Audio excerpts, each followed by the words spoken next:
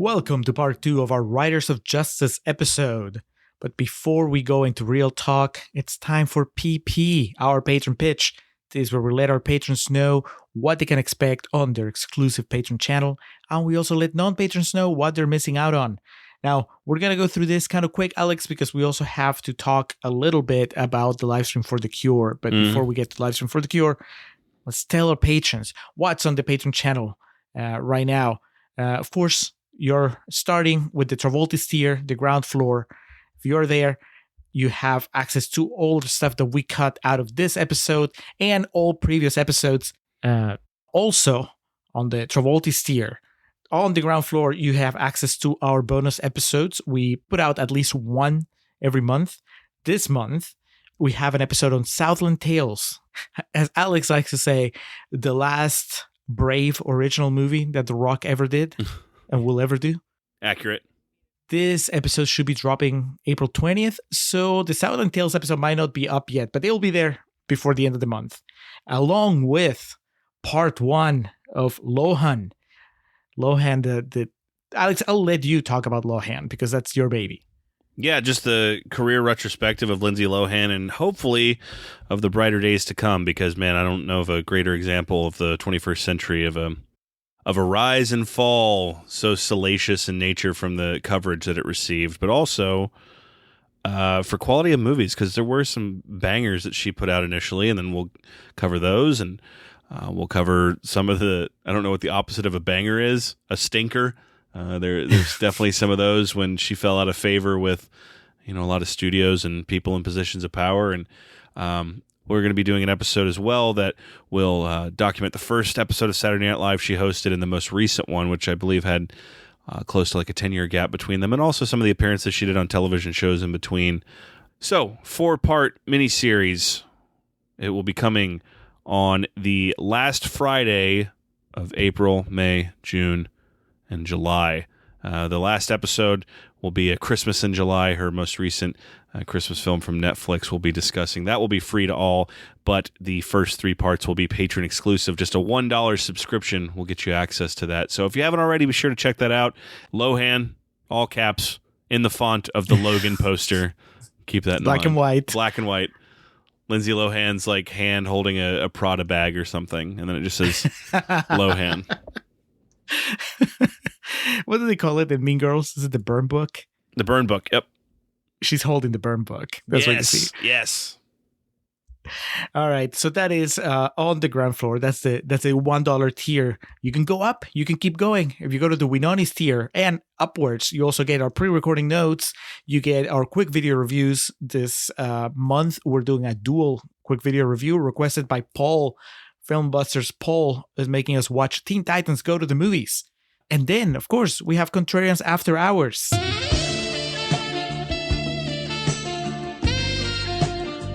That's the spin-off show where we tell you about other things that we're playing, that we're watching, that we're reading, that we're thinking about. Alex, what are you bringing to Contrarians After Hours this time? Okay, so I don't know if we're ever going to have an opportunity or a desire to discuss this movie in full on the podcast, but I rewatched Crazy Heart recently, and I got some shit I got to get off my chest about that movie. So we're going to talk about Crazy Heart, and then also there was a series on Netflix that I binged today. I just had it on in the background during work that I started with like an excitement just based on the title. It's a series called Worst Roommate Ever. And I was like, oh man, this could be awesome. Just talking about like, nightmare stories of like, the trash overflowing and stuff. And it was way darker than that. It went to some places I was not expecting. But it was, like I said, it was on during the background while I worked today, and I went through the whole first season. So I'll give my surface level thoughts on Worst Roommate Ever, and then some more animated and passionate thoughts about Crazy Heart. What are you bringing to the table, Julio? Well, Alex, speaking of binging, Kelly and I just plowed through the first 2 seasons. Well, technically the second season is still going, but everything that's available to binge, we binge of the show Ghosts. So yeah, I'll tell you about that show. And then I watched The Thing from Another World, which is the movie that inspired John Carpenter's The Thing. Have you seen the original Thing? I don't believe so. Okay, so I might convince you to do it because I watched it and I liked it. So, Ghosts, The Thing from Another World, Worst Roommate Ever? Is that the name of the disturbing show? And, of course, Crazy Heart. That is your After Hours, and all the other stuff that we mentioned, that's also on the Patreon channel. If any of it sounds interesting, check it out. Patreon.com/Contrarian Prime. Look at our tiers. See if you would like to join the Contrarian supplements. As Julio mentioned, $1, $3, $5, and $10 are our respective tiers. $1 will get you entry on the ground floor for you to take a look around and see if this is something you'd like to offer more contribution towards. And trust me, once you get there, you'll figure out that you do. And that's because we provide the goods. I can't stress enough. You know, we try to keep these episodes pretty tight for general consumption, but these mini-series, we go all the way in. We go to the balls on the mini-series on our Patreon page, so be sure to check that out. Yes, follow the example of new patron Olga. Welcome, Olga. She has joined the Contrarian supplements since our last recording, and as we like to do, here's a shout-out to a new patron. Olga Gurlukovich from Metal Gear Solid 2? Maybe. She decided to keep her last name a secret, so let's say it is. The daughter of Colonel Gurlukovich? Yeah, I'm fine with that. She's the first boss battle in that game. A badass. Olga, sorry. You're in my head now as Olga Gurlukovich.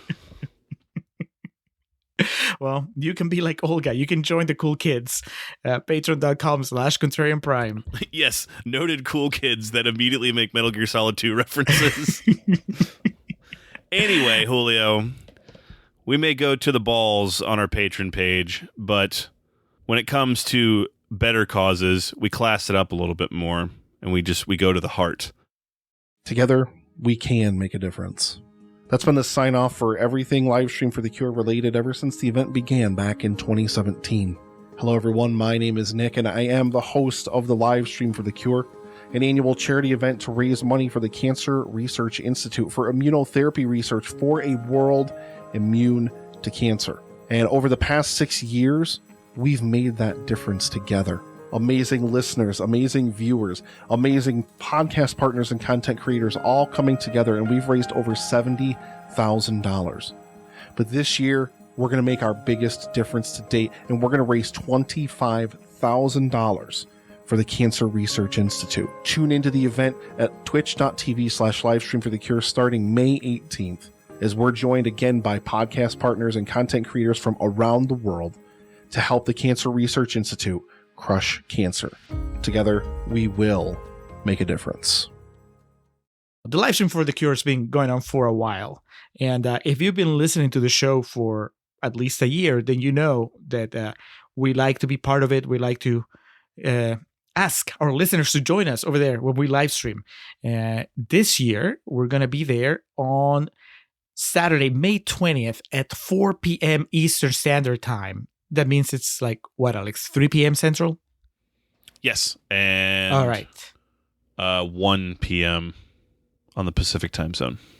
4 p.m. Eastern Standard Time, just figure out that's when our segment is going to be. And we're going to be doing something similar to what we did last year.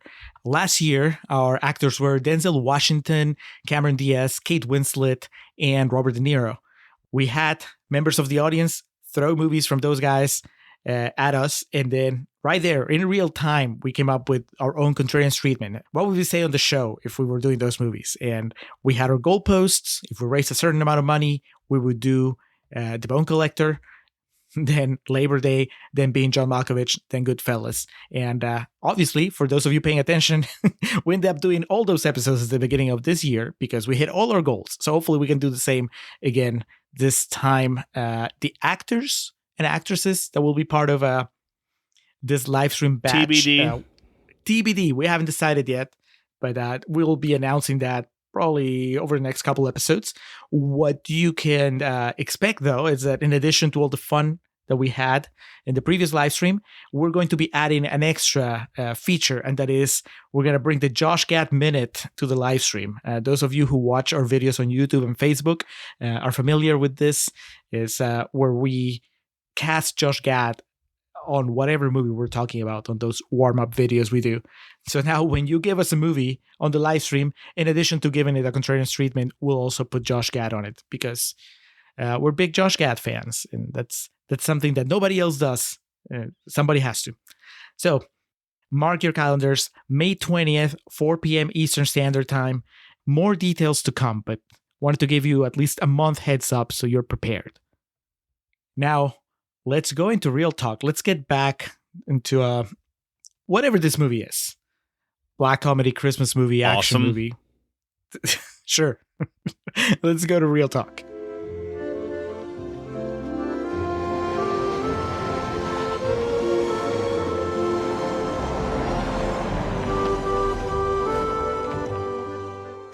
Alex, I want to open real talk with the most pressing question, which you kind of have answered, but I just want to know if you're serious about it.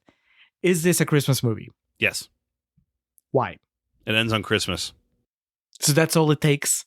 Just the location, the fact that Christmas makes an appearance? It's not just that Christmas makes an appearance. It's the fact that like there's a feeling of family and like happiness at the end, surrounded by Christmas sweaters and Christmas music. If Die Hard's a Christmas movie, which we know it is, then this certainly fucking qualifies. The movie begins with the idea of Christmas shopping and ends with the idea of like what makes Christmas important, and that's like family and togetherness. And there's no Santa Claus though. It highlights the importance of like thoughtful gift giving. Gifts aren't there's nothing to them if they're not thoughtful. Mads mentions Santa at one point. His daughter says, you used to believe in God when you were young. He's like, yes, I also used to believe in Santa Claus. Before I forget, I guess that's like one of the things I took away from this when I was taking notes this time and really like watching it through a magnifying glass. It's a really interesting part of the story. The idea of like the man who has killed and seen like the worst that humankind offers, being someone who struggles with faith. You and I both have like, where we are in our journeys or lack thereof with faith and that type of thing. But it is so fascinating to me that the majority of like wars and killing in the history of man have been centered around religion, when in reality you should think that being in war and seeing that would take away your ability to believe in something better. You know what I mean? Mm-hmm. So that's kind of like one of the parts of this movie I didn't really think about before. It's like, yeah, this guy's seen nothing but death and like suffering. And you would think being in battle, in war, is where you see the absolute worst things that you can see and the absolute worst of, your fellow man. So it's impressive, those people that can maintain their faith coming back from something like that. But I think this is an interesting kind of realistic approach to that. Obviously, that's not like a theme or a subplot that dominates the movie. But that one scene in particular where he's talking to his daughter about faith and religion, I thought was pretty fascinating. And again, watching movies like we do with like the eyepiece that comes over your glass to like magnify it even further. That's kind of how we watch these movies sometimes. And that was one of the things I took away in a positive nature. It was very hard to be negative about this movie. I didn't really know where that tangent was going to fit in anywhere else, so I just wanted to get it out of the way. But 96% Julio, so that means that it was not a perfect reception. So what are these morons, what are these xenophobic folk saying about this Danish classic, excuse me? They don't like the Danes. We got Daniel Barnes from Dare Daniel. And man, that's Dare Daniel. I'll listen to his podcast. He's really funny. But he says it's like a Coen Brothers version of Death Wish, only directed with the sledgehammer touch of Peter Berg. I'm here for it if writer-director Anders Thomas Jensen goes for it. But while entertaining enough, Riders of Justice never settles on a lane. That is a lot of name dropping, Daniel. Yeah, for real. Coen Brothers, Death Wish, Peter Berg. I guess that's it. Anders Thomas Jensen. I appreciate the turn of phrase, the sledgehammer touch of Peter Berg. Having seen my fair share of Peter Berg movies, I think it's a fairly accurate description. I mean, we did Hancock on the show. I prefer not to remember that. What do you think, Alex? Do you feel the Coen Brothers influence in this movie? No. I mean, if I squint, I can see it. I guess. I think this movie's wholly unique. I guess the Coen Brothers aspect of like kind of quippy, humorous dialogue inserted into really dramatic set pieces, but yeah, like Racing Arizona, Coen Brothers, Mhm. not I mean Fargo No Country for also. Old Men. Yeah. Yeah, Fargo. Yeah. I guess if I'm trying to, yes, but watching this, that's something that I would have never come to a conclusion of on my own. In the American remake, William H. Macy will be the gang leader, the final boss. You joke, but I'm down. At the end, before Mads Mikkelsen kills him, what did we ever do to you? What did we ever do to you? All right. Next, Charles Bramesco from the AV Club says, though the goal is melding brawn and brains via the effective bonding agent of dry levity, these separate forces act in uncomfortable opposition to one another. I think in layman's terms, he's saying that the comedy and the action don't work together very well. And in the words of Adam Sandler, I retort, I disagree. Next, Chuck Bowen from Slant Magazine says, ultimately, Anders Thomas Jensen cannot reconcile the fact that the mature story of men in crisis doesn't coherently mesh with suspense scenes in which his protagonist viscerally annihilates a violent gang. But it does mesh. I saw it. I seen it. Yeah. Twice. And then here's a special treat because, I mean, as we like to do whenever one of our patrons gives us a pick, we tell them, hey, do you have anything that you would like to say about it? And in Katie and Otis' case, they are tomato meter critics now. They're on Rotten Tomatoes. They're on the tomato page.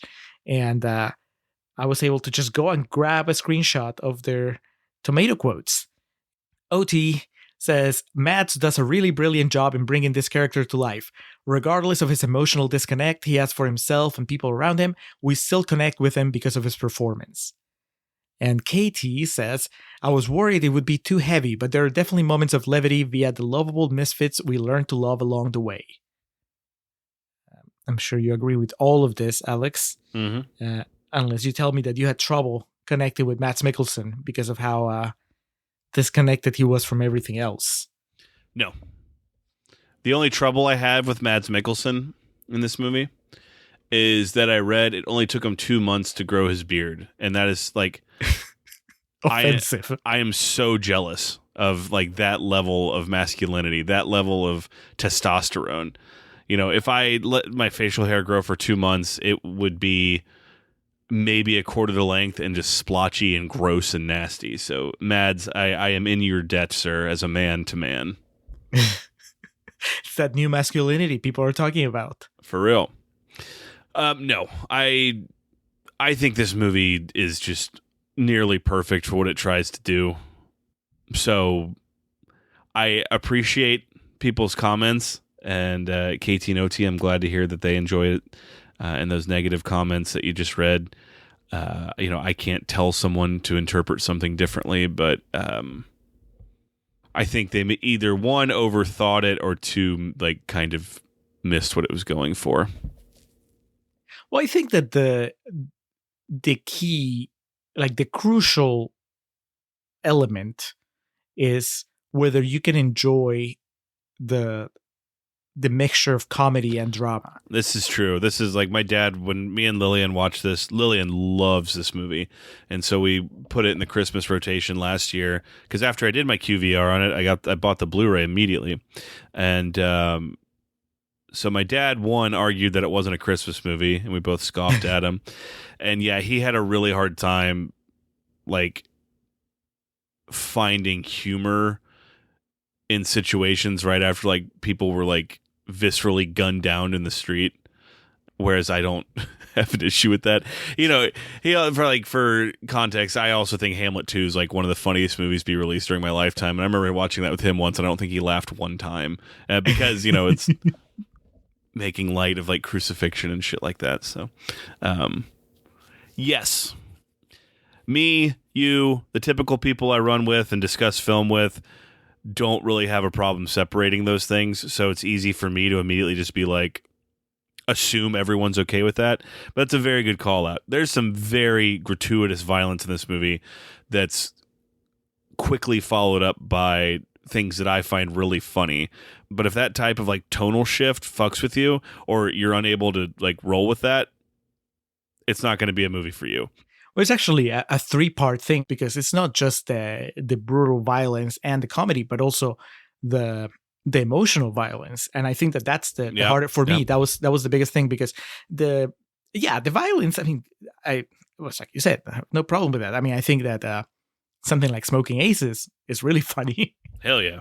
But kind of like I was saying, Contreras Corner, only I was not being serious there. And just the idea that this 2-hour action comedy is also punctuated by these really hard, like dramatic scenes where every time that it's revealed what one of the main characters, what hang up they have, where they just fall apart, and you're seeing it happen. And I was like, oh, but I was laughing 5 minutes ago. It was funny, and then suddenly they're crying, and it's just bare emotions. And I think that that's more likely to really confuse people and put them off, because I think that the idea of mixing comedy with violence, it's not that outlandish. I mean, I think that yes, there are people like your dad, for example, that would be just turned off just on that level. But then a lot of people can get past that. But then you have to reckon with the fact that, I mean, it's heavily implied that Leonard was, it's not even implied, I mean, it's just basically said it, that Leonard was abused by his father. And that's some really heavy shit. And that would be like the one thing in the movie that I would say is where it's a bridge too far for me. Because, the culmination of like that character trait is when he thinks Marcus is going to beat him up. And so he just like drops trow and gets into a submissive position, thinking that he's about to be sexually assaulted. And that's kind of like... Do you think, because that's what I thought the first time I watched the movie. And this time I decided to give him the benefit of the doubt. I was like, maybe not that this makes, I mean, well, I don't know. I thought maybe he was just thinking he was going to get spanked like his dad, like it's still, disturbing, but that's why I told myself that maybe it kind of works, because I agree with you. Like that is the one moment in the movie that jolts me out of it. And it's just such a disturbing sight, especially because you're kind of laughing at it. You're like, he keeps poking the bear. But I also think that it ties in with the fact that he's the one that befriends, God, you have to forgive us, listeners, because we're Matilda? not used to these names. No, Badashka. Oh, yes. Because Badashka, that is 100% clear that he is being sexually abused. And so it's no coincidence that Leonard is the one that sees him first, and Leonard's the first one to plead for his life. And then they're the ones that have the closest bond, or Leonard's the one that has the closest bond with him once he becomes part of the gang. And so it's not like he was just there for nothing, the implication that Leonard was abused, but it's still, I agree with you. I think that is like the one note that might be a little too harsh for the rest of the movie. But then, you have stuff like that. You have Emmenthaler breaking down after being unable to kill someone. And that is something that it goes like much harder than you would expect on your average movie, because you would think that, okay, he's going to freeze, but you don't expect him to freeze and then have just like this meltdown where you just feel bad for him, It does make the end of the movie more satisfying in the sense of like, yeah, they kill people, but it's like it's because they go through more of that grounds of bonding and they want to protect each other. And I think it's the interesting thing of like, they can't kill anybody just in cold blood, but when their own is threatened, they can defend them. You know what I mean? Yes, but that's the other thing that I was. I mean, I had to come to terms with the fact that I don't care. I think that the ending is awesome. Yes, exactly. I really like that they come out guns blazing, save the day. It's a fuck yeah moment. Because you're right, they couldn't even hit the bottles earlier. Leonard and Otto, and then but at the end they're all shooting. Even Bodashka is shooting. Yes, everybody comes out. It's awesome. That is like fuck. I've made this reference before. You'd think I'd actually look it up so I could reference it correctly. I can never remember what movie it is that John Wayne had that line of like, well, because then there would be no movie. That's like if someone like was like, what was the point of that ending? You're exactly right. I'd be like, you know what? I don't care. It's fucking awesome because there would be no movie if there wasn't that ending.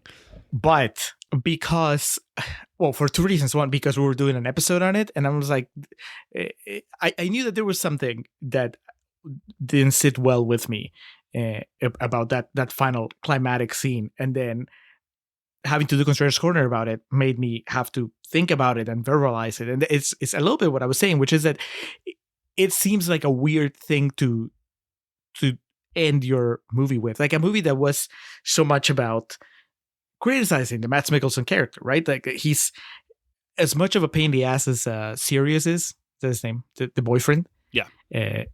He is right when he's kind of psychoanalyzing him and telling him that the way that Mikkelsen handles grief and handles trauma and handles his problems is violence. He is right. I mean, he's a little pain in the ass, but he got him pegged right. And it's pretty obvious, right?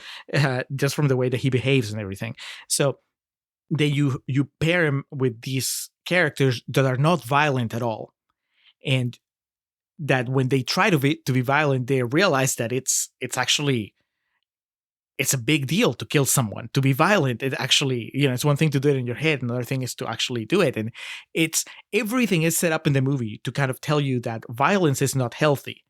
And I understand that at the end it's self-defense. So it's kind of justified. It's like, well, if they didn't kill the Riders of Justice, then the Riders of Justice would have killed them.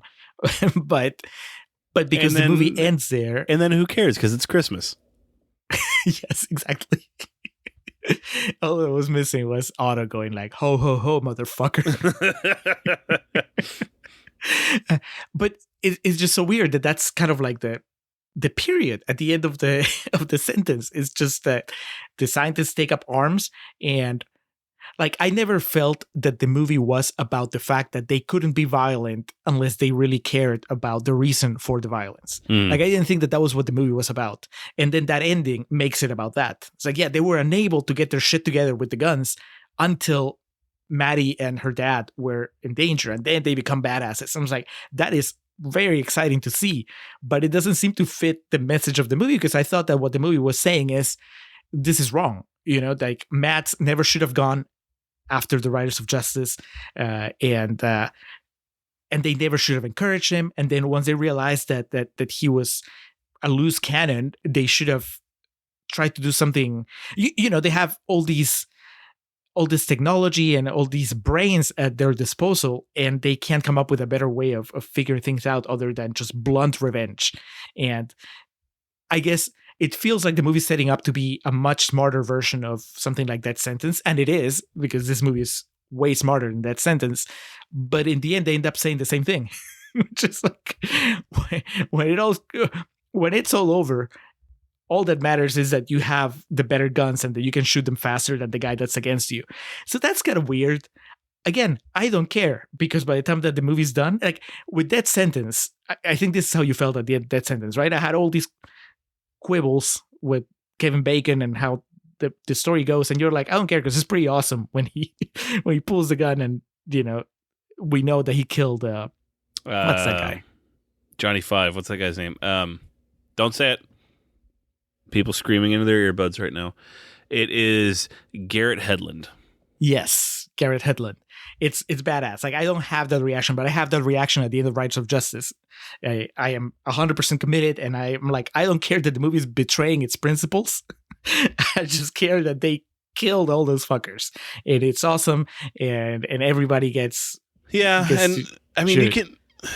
He also, like, Otto has a thing of, he said he was never going to kill anybody, but he has grown so close with Mathilde or Matilda. Or I swear to God, I heard him say Matilda multiple times. So to any of our Danish listeners, let us know, how do you say it correctly? But he makes good. He protects this new, like, person he sees as his daughter. And yeah, you're exactly right, though. Like, at the end of this, I'm like, I don't care. Of course it's Christmas. This is awesome. Like, give gifts. Look at the sweater Mads Mikkelsen's wearing. It's amazing. The first time I watched it, I remember thinking, like, oh, he died, and this is kind of like what she wished happened. But then when it pans out and shows all the bullet holes all over the house, I was like, oh, no, it's really just, it's reality. So one thing I forgot about that I, like, belly laughed at in the climax is when he grabs Leonard and he's like, you're faster than me. There's a box of M10s down at the bottom of the stair. Go get those for me. And he goes down there and he looks at him. He goes, do you want me to take them apart?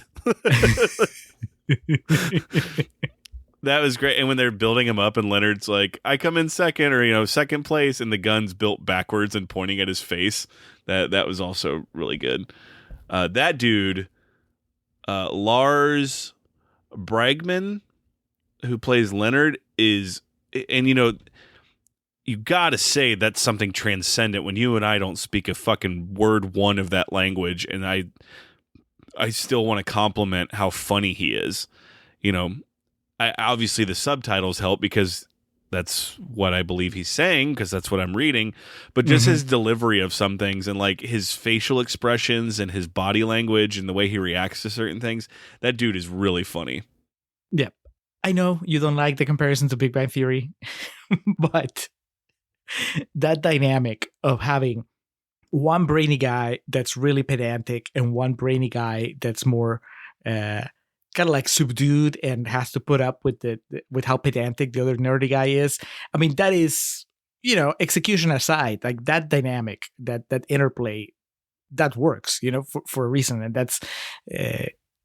It's very effective here. Just the idea that Otto is the one that kind of has his shit together, and Leonard is probably smarter than him, but also Leonard doesn't have, like, the social graces that Otto has, which is why they end up losing their jobs, and why when they're meeting with Mads Mikkelsen, Leonard can't stop bringing up the barn. That kind of stuff is funny. I love the detail that when Emmenthaler gets upset, Otto scratches his back. Yeah. Like, it's really endearing. It's real. Like, that's the kind of thing, like, calms some people. I mean, that's, but I love that they put the detail there, and it's just funny because it just tells you so much about them and how far back they go, like, their relationships. And it's kind of, doesn't he say, that's in the, what do you call it? The Dude's Rock scene. Yeah. When Otto is explaining why they're all there. He's there, I guess, in a way to make up for the failure he had when he lost his daughter. And then it's like, why are Leonard and Emmenthaler here? I was like, well, because they don't have any friends. He's like, how fat people hang out with other fat people so they don't seem as fat. Yeah, they just tag along. That is a great scene. That scene, like, not kidding, that scene's excellent. And I appreciate how the Marcus character is presented, and obviously Mads is, I mean, we're not breaking any ground here saying Mads Mikkelsen's a fucking phenomenal actor, but just the thing of we see cracks in his hard exterior, and we understand why he is the way he is. In his line of work, you can't really right or wrong, can't show emotion. And he also is trying to put up a hard front for his daughter to, like, put forward a strong front, a strong image of perseverance and whatnot. But we see these cracks throughout. And then at the end, when he's crying, holding his daughter and whatnot, that's kind of...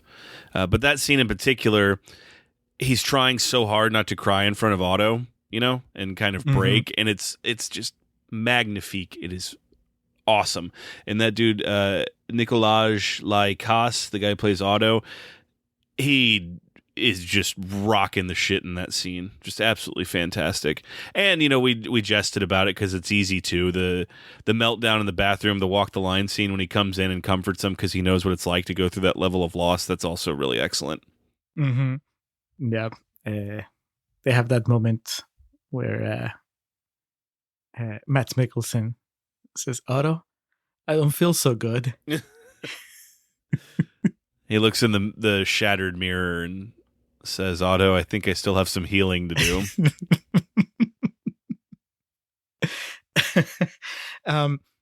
So how do you feel about the idea, like the whole subplot about them, or about Otto and Maddie trying to figure out the structure of the universe? You know what I'm talking about? Like, she has her note cards all over her wall. Her storyboard. She's storyboarding the tragedies of her life.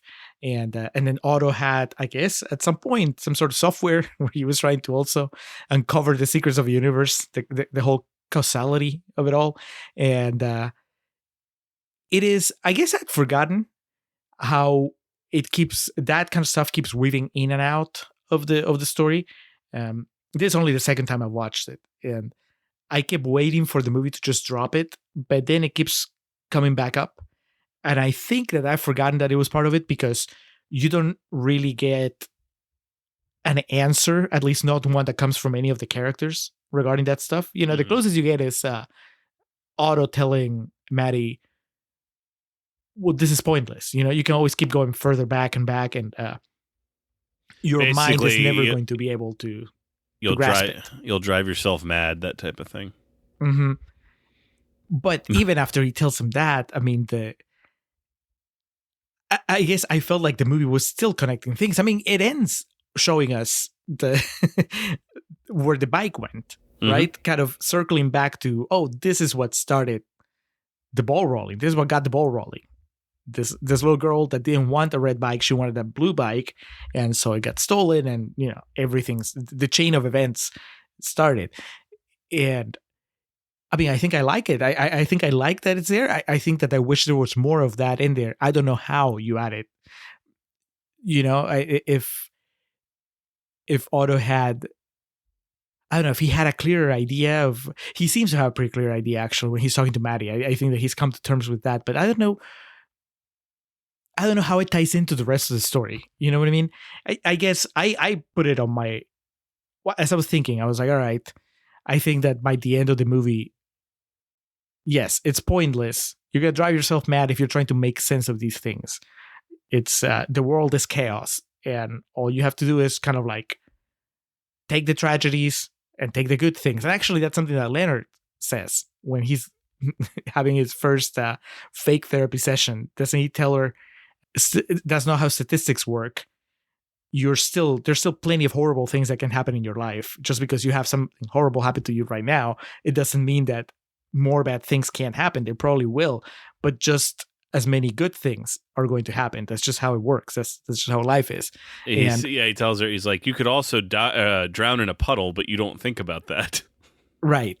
So I think that is also, I don't think that this is on the movie. I think this is on me. I think that, I don't know, I don't think that you got as hung up on this part of the movie as I did. I just, as I'm talking about it, I can feel like, why do I care so much about this? And I think it's just because I find that idea really compelling. The idea of tracking because it's something that I know I do. It's like when something happens, you try to make sense of it.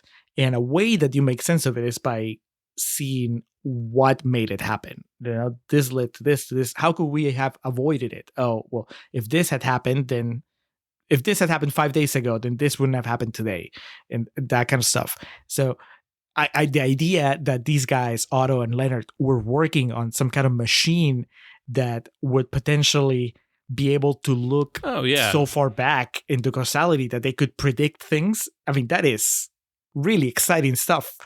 I was about to say, it's what you're explaining. Yeah, it clearly wasn't for nothing. The idea of like odds and statistics and chances and, the use of phrase causality of it all is clearly supposed to be embedded in it. And just the the whole idea that the movie begins in is a very innocuous event that sets into effect this insane series of dominoes that result in countless lives lost and all this shit that happens. And it's really all over. A blue bike got stolen so that a guy could buy it and give it to his granddaughter for Christmas. And so I think it really presents an interesting idea of you can be the smartest person in the world, know all these statistics, odds, chances, recite them page and verse, and have all this information ready at your disposal to impart on people. But then at the end of the day, something like a bird flapping its wings can make it all not matter, I think that it can also tell you that for every bad thing that happens, statistically, something good is coming out of it. Mm-hmm. So this girl got her bike, but I guess you can see it both ways. For every good thing that happens, there's a good chance that it's causing something bad to happen somewhere else, and vice versa. And so, well, even then, like a bad thing can happen, like a girl lost her mother and a man lost his wife, but then at the end they've gained members of their family. Right? Yeah. If you stick with it long enough, there's statistically you might get some sort of happiness out of it. I mean, that is really cool storytelling, and that is something that you don't see in a lot of movies that would be either more action heavy or more comedy heavy or more drama heavy, but that this manages to balance all those three things and have this idea just embedded. You're usually not stuck with a theme of a movie like that deep that we're discussing right now in the same movie where multiple times you go, fuck yeah, from like a really just place of your balls. Like, yeah, give me a steak and a beer. This is the type of movie to watch that with. And then it's over with. And you're like, man, there's some, that movie right there might have taught me something. I'll tell you what. And son of a bitch, I'm looking at the poster for this, and I'm Brian Baumgartner is my first choice, but I need to drop this in. If Brian Baumgartner has a scheduling conflict, we're breaking out Paul Walter Hauser to play Emmenthaler. That's too easy. That is like he was born to play it. But yes, this movie is great for some of the lasting power that it has that we've discussed, be it religion or just the idea of fate and what you can and can't control in life. And on top of that, legitimate like belly laughs at certain points where they go out to do the big crossfire. That's when Matilda had made that banana cake, and Leonard kept talking about getting back so we can have banana cake. Whatever the case, what we do have here is a movie that came out when COVID restrictions were still very high. And, we live in America, so after, 2 weeks, it was like, hey, do whatever the fuck you want. But, in certain parts of the world, they still took this shit pretty seriously. And based on what I was reading, it sounded like a lot of European theaters still had some pretty tight restrictions. So this movie had a budget of $6.4 million, and it looks like its overall box office return was just shy of $8 million. A rough time to come out at, obviously, November 19th of 2020. I do so very, very much love that it was in there for the holiday season, because they know, as I know, it's a Christmas movie. But I really, really hope I've done as much as I can to spread the word of this movie, and I really hope it's one.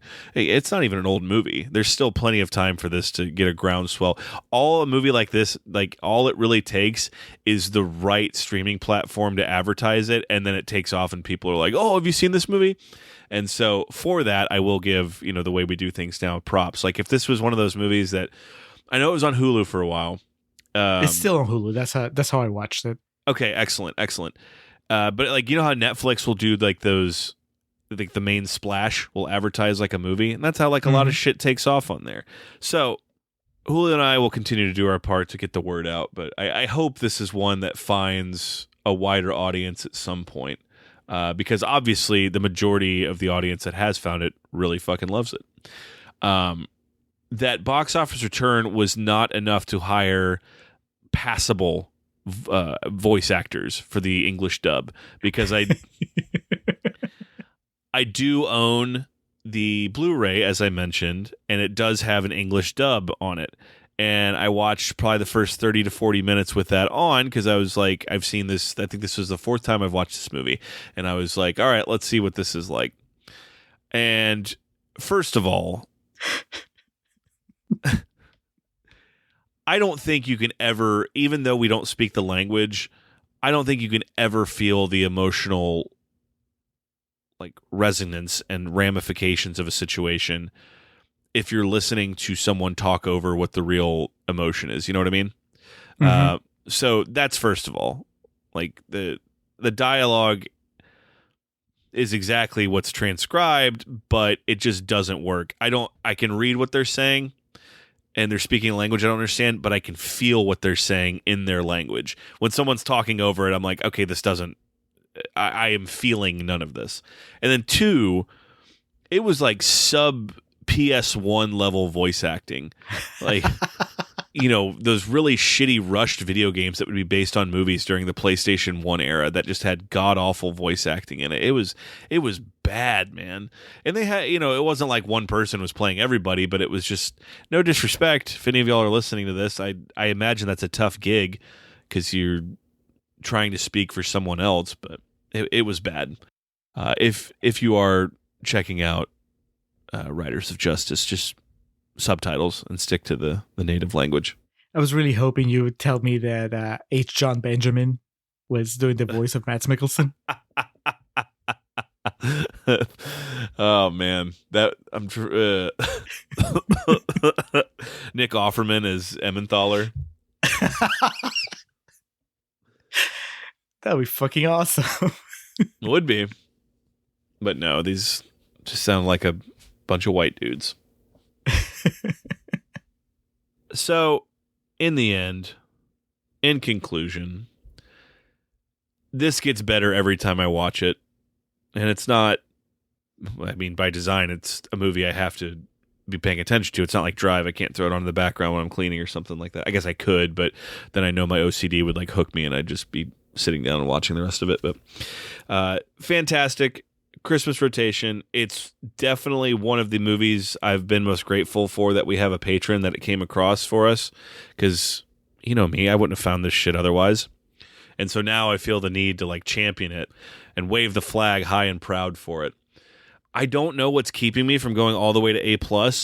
I think because I don't want to risk overselling it to anybody who watches it. Like, yeah, that was really good, but it wasn't, you know, the best movie ever. So I think I still settle on an A, but man, it's fucking great. My Letterboxd review is 4.5 stars, and I stick by that. And, you know, I think you and I have done a good job of breaking down any potential like trigger warnings that would come along with it, you know. But if you've listened to this and none of that sounds like something that would potentially turn you off, I couldn't recommend it enough. Mads Mikkelsen's a treasure, and I know that's not breaking news, as I said earlier, but he's particularly great in this, and everyone else holds their own. I had it at 4 stars after I watched it the first time, and I've been debating if I want to kick it up to 4.5. I think I might. Do it. It's Christmas. Be generous. It's Christmas, and it's really good. It's really, I can tell you what that. It's not 5 stars because I do have, you know, that moment that takes me out of the movie a little bit. But it's also, you know, they do it for 2 hours. They actually manage to fairly seamlessly go from really tragic stuff to really funny stuff to really exciting stuff, and back and forth and back and forth. And okay, well, if they have a couple missteps along the way, it's like, yeah, but they get everything else so right that not to keep going on this, but the character of Bodashka, I mean, in a way, it's even a harder buy, right? Like it's even more tragic than anything else. Like this guy's, but he's so lighthearted in a way. You know, it's like they rescue him from basically being a sex slave, and he just becomes this really caring person and has like a couple of really funny laughs. that they're able to make that transition, to take that character. And he jokes about the fact he offers Leonard, like, he's like, do you want to have sex with me? Just so that you can sleep better. I mean, that kind of thing. It's like, I don't know how it's that the movie doesn't fall apart when that happens. You know what I'm talking about? Like when he kind of like, it's not like he's propositioning Leonard, but he's offering himself to Leonard because that's just what he's used to. Mm-hmm. Like that kind of thing would just, that they managed to orchestrate like the performances and the script. Like it's the exact line that needs to be said there, and it's framed perfectly, because you have the shot is on Leonard and you can see him processing and understanding everything that's going on and just being really gentle in the way that he responds. I mean, yeah, it's 4.5 because Hell they yeah. did so much right. And actually, I have to give it props to, speaking of Bodashka, I love the little story he tells that. Oh yeah, I put that in my notes and I forgot to bring it up. The about the bear, the Ukrainian parable for coincidence or whatever he says. Yes, Yeah. because I think that it's actually a really good kind of like bookend to the idea that Otto is dealing with, okay, well, maybe sometimes we just, not maybe, like we can't understand this, so we should give up on trying to understand it. And then Bodashka's story is an example of that, right? Because you're expecting the pattern to be that when they kill this old bear, they're going to find the ring inside. But instead they kill the old bear and there's nothing inside. And that's the point of the story, that there's nothing inside. But everybody that's listening to the story seems really disappointed. Yeah, like, what was the point of that? He just kind of lingers on the end of it, and then it shows Matilda. She's just kind of like waiting for the story to go on. It's excellent. Good call. Yeah, 4.5 stars. I just remember that absolutely confirms that my rating goes up a little bit because I really love that sequence. So that's a massive recommendation from both contrarians, and I know obviously Katie and Odie love this movie, and Jason Nerdrovert did too. He was the one that gave you that QVR originally. Our buddy Chaz Fisher also. He's in the 5-star club on this one on Letterboxd. Yeah, we have a lot of very strong proponents of this movie among our listeners, which is good. And now continue to spread the word. I know when I mentioned that on Twitter that we were doing this movie, Filmbusters Ben said that he hadn't watched it yet, that this was going to be an excuse to watch it finally. So God bless. It keeps spreading, Alex, like a good virus. Much like COVID that doomed this movie's box office return, it continues to spread the good word. All right. A resounding endorsement from the Contrarians. Hopefully, this will reach Mads Mikkelsen and he'll come on our show and talk about it. but in the meantime, we have to look to the future. And Julio, what does that consist of? What's our next episode? Coming up next, Alex, we are going to close the loop on something we promised a while ago. I don't know, whenever it is that I first plugged our friend and patron Dale Bridges' book, I said, hey, that book was really funny. We should have him over on the show at some point to do a noir movie. And as fate would have it, he said, yes, let's do it. Let's do The Long Goodbye. And that's what we're doing next. We're closing April on the main feed with a noir starring Elliot Gould. That sounds like Mad Libs. That doesn't sound like it does. Something that's true, but no, it is. Directed by Robert Altman, of all people. Robert Altman making his triumphant return to the Contrarians. I guess Elliot Gould is returning too after showing up in 2 Muppet movies that we covered back in the Muppathon. He wanted to bang Miss Piggy in one of them. Yes, hopefully he's up to a slightly less perverted business in this movie. I've never seen it. The fact that it's a noir means that there's a 50% chance that I will hate it. Very excited. But that's coming up next. It's fresh, so we'll be destroying it in Contrarian's Corner with the help of Dale Bridges, and then Real Talk. I guess he'll tell us why it's good, even if we don't like it. All right. Well, that is coming up next.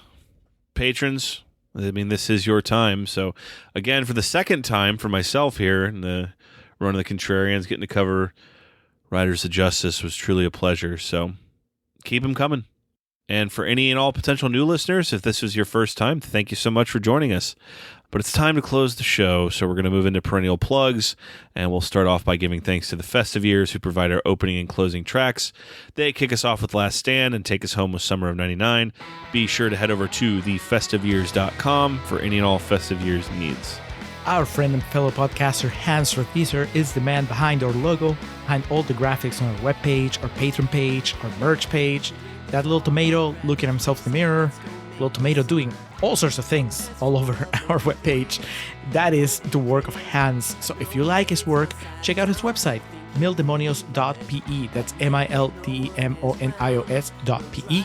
Or you can reach out to him on Twitter at mildemonios or email him mildemonios@hotmail.com. Tell him how much you like his work. Ask him to do a logo for you. Check out his books. He's written a whole bunch of fantasy novels, zombie novels, and he has 2 podcasts, Nación Combi, which is about Peruvian current affairs, and Marginal, which is about economy. Hans, thank you for all your support. Shout out to the boys at latenightgrin.com. They've got you covered for any and all professional wrestling podcasting needs.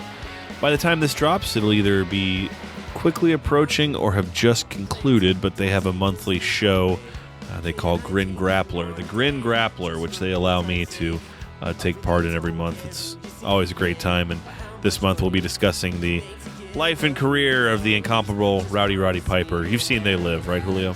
Yes, yeah, I have. I was going to say, I've seen the fight, but no, sometime last year, a couple years ago, I finally sat down and watched the whole thing. So the lead in that will, I'm sure discussion of his acting career will come up in that as well. But latenightgrin.com, check out Joe, Rob, Oracle, Matt, the whole gang over there. And our gang, the people who have our back in a very appreciated way, Coriari, Zoe Perez, help with our social media game, make it look real pretty, real presentable. They do it very promptly and in a way that Julio and I could probably never master. It's just not a skill that we have. So you will find their handiwork, youtube.com/@contrarianprime, Instagram @contrarianprime, facebook.com/contrarianprime. Our Twitter account is in the main bumper. Again, Julio runs that, so all of those thoughts are not signed off on by both of us. But our social media game looking real fine, real pretty these days. So Corey and Zoe, we so greatly appreciate the work that you do for us. And again, new or returning listeners, we appreciate y'all joining us for yet another episode of The Contrarians, where we're right and you're wrong, and we will catch you next time.